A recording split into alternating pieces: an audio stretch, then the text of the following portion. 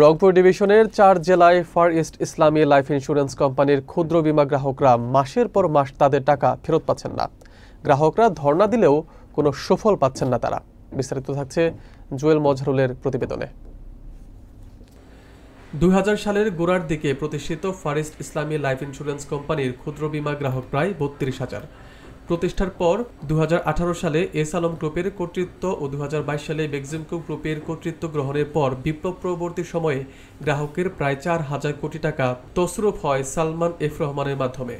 Rangpur divisional manager Abdul কাদের জানান, metro গ্রুপের chairman Fakhrul ইসলামের কাছে মালিকানা হস্তান্তর হলেও তসরুপকৃত অর্থের ক্ষতি পুষিয়ে উঠতে না পারায় গ্রাহকদের গচ্ছিত টাকা ফেরত দেওয়া সম্ভব হচ্ছে না।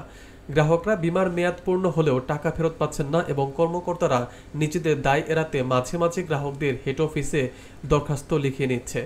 সুশীল সমাজের প্রতিনিধিরা সরকারের উচ্চ মহলের আশু হস্তক্ষেপ দাবি করেছেন, যাতে ক্ষুদ্র বীমা গ্রাহকরা হয়রানি থেকে মুক্তি পান।